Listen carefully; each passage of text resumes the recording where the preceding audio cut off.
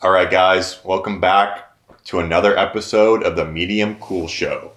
Today, we travel to West Berlin. I say West Berlin because we're in the year 1985, baby. We have an absolute banger of a video today because we're going to be talking about Demons from 1985. The demons are coming, and they're coming for you. Warning, if you have the courage to see demons, sit near an exit. Otherwise, you might never get out. Directed by the one and only Lamberto Bava. Produced by Dario Argento. Also written by Dardino Sacchetti, Dario Argento, and Lamberto Bava, baby. Oh shit, dude. Yeah, bro. This is a fucking Italian horror movie. I fucking love this shit, dude. This shit fucking goes hard as hell. I mean, I've heard about this movie for so long now, and it's always been on my list because I just absolutely adore Italian horror films, dude. You do, yeah. dude. And you went to, last year, you went to Dario Argento Museum, and you saw. Yeah, I went to Last Profondo Rosso. It's a store, and it's an Italian horror store in Rome, Italy. And underneath the store is a basement where it's a little museum, and you have to pay €5 to go down there, but it was worth it. And I saw some like props from sets from movies like Phenomena by Dario Argento, the Demons set, like the Demons props, Opera, The Church by Michele Soavi, who also plays a role in this film. Yeah. Michele Soavi plays a role in this film, and later he became a director. But he was the assistant director to Lamberto Bava, who is the son of Mario Bava. And Mario Bava, if he's not the greatest Italian horror movie director of all time, then he's definitely top three. And probably still top three with the genre filmmaking in Italy. You know, he's up there with Lucio Fulci and Dario Argento. But those are the guys I'd throw in the mix of the top three Italian horror directors of all time. Yeah, so Lamberto Bava came onto the scene with his film Macabre, which takes place in New Orleans, Louisiana. Really? Yeah, I'm not a big fan of Macabre. I thought it was kind of boring. I thought like the premise could have just been a short film, but they extended it into a feature film, but whatever. I feel like that way about a lot of like Italian horror sometimes. Yeah. So, but initially, he was the assistant director for his dad, Mario. And Mario Bava directed Shock, you know, the movie Shock, Yeah. which is a great little movie. It's one of my favorite Italian horror movies of all time. And also, like, he's kind of uncredited, but Lamberto Bava is really uncredited with the direction of Shock, which came out in 1977, because he's the one who designed all those, like, scares. He did a lot of, like, he designed like a lot of those like those jump scares and shit. Really? Yeah, like the one where like the kid. Yeah, like, yeah. goes When under? the kid, that's like the craziest scare I've ever seen. That was dude. insane, dude. And when the part where like she rolls over the kid and the kid becomes the man as well, dude. Like there's some crazy scares, and some of those scares are in this movie too, as well. Like where like they come into the guys driving the car come into the fucking theater, and she's like leaning over to like look at, I don't know what they're looking at, and then when she goes back, like, it like reveals like the demon behind her. Yeah. You know, it's just like so many great little spooks. And then just like back to Lamberto Bava's career. I'm just gonna go off right now about that. Is that cool with you? Yeah, go ahead. So he made Macabre his first feature film,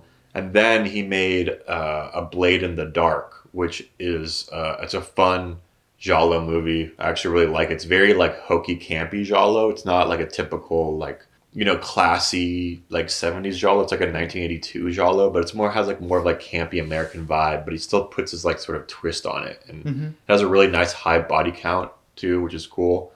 And he made some other genre films. And then we get to 1985 where we have Dario Argento is like starting to produce more films now, and he wants to produce a film with Lamberto Bava. Lamberto Bava and Dardino Sacchetti had an idea to make an anthology horror film. So with three or four different stories, just like Black Sabbath, the Mario Bava's anthology horror film. But then he took particular interest in one of the stories, which is about like a haunted movie theater where the viewers go to watch a movie, and then the screening becomes haunted. Mm-hmm. And he took particular interest in that story, so he wanted to develop that into a feature. And Dario Argento helped him do that. And Dardino Sacchetti, legendary screenwriter, wrote a lot for Lucio Fulci. Really? Yeah, yeah. I didn't even realize that because Dario he's just Argento, he's such a small part in this. Like, yeah, no, Dardino Sacchetti was like a really famous. He wrote a lot of Lucio Fulci stuff. He wrote a lot for Dario Argento, and it's a funny story because Lucio Fulci hated Dario Argento, and yeah, they hate each other. Yeah. and Argento originally worked with Dardino Sacchetti, and then Dardino Sacchetti was hired to write on Sette Notte Nero, the Psychic. Mm-hmm. But Lucio Fulci didn't trust him and was like, dude, like you're just sending me like you're like a Dario Argento spy. Like why are you like coming over? You're just gonna tell him like what I'm working on. They're gonna steal everything, blah blah blah. But then they became like they started off like not liking each other, but then they became very very frequent legendary collaborators because Dardino Sacchetti also wrote like The Beyond and shit and all the other like Gates of Hell trilogy films. Damn. But yeah, so they developed this the screenplay for this film, and then we get to the actual. Let's get to the actual movie now. Actually, Okay. so before we watch this film, like, what was your impression? Like, what did you think it was gonna be? Like before, like sitting down, like what was your like what were you thinking about before you sat down and watched this film? You know, so I had seen Shock. Like, I know a little bit about Mario Bava. I know a little bit about Giallos now, just like having lived with you for like a couple of years. You watch a lot of Giallos, Yeah, but I'm not like that into it. yeah, And I didn't really know what to expect from like Lamberto Bava because like I don't really know him. I just know his dad, you know. But that was like really interesting, all that history. Like I didn't know any of that stuff. Yeah. And that's really cool because I didn't know how involved he was. Going into this, I was like, okay, hopefully this has like some cool practical effects. Hopefully it's not like, you know, like lazy, I guess, because I feel like there's some where they get really lazy. But this one was like, yeah, really like lived up to my expectations of like what I wanted out of this. Mm-hmm. The movie is a very simple idea. Its execution is amazing, and it really takes advantage of all its ideas. Yeah, it's a very simple story about these two college girls in West Berlin who get invited to a secret screening in this theater in Berlin, and you know a bunch of other people are invited to it. We have like this like black guy who's kind of supposed to be like a pimp, but it's never explicitly said, and we have some other characters and. I love like the old fucking boomer guy. Yeah. Who's like, shut the hell up or whatever. Yeah. Like and Yeah, there's the blind guy in it too. Yeah, the Like blind there's guy. always like some blind guy that gets brutally killed. Yeah, but it's an aesthetic. You know, Yeah. I'm sure Dario Argento wrote that in himself, Yeah. dude. The film, I love the build-up. I love the fucking build-up of this. I love horror build-up where things just slowly like escalate and people find out things like slowly and slowly. But basically what happens is they go the film that they watch in the theater when everyone's in the theater, that the film they watch in a theater is a horror film about these teenagers who find this abandoned castle. They find Nostradamus is the fame. They go into this abandoned castle and they find this book about like the end of the world and demons taking over. And there's a mask in it, this like silver mask that has like a demon face on it.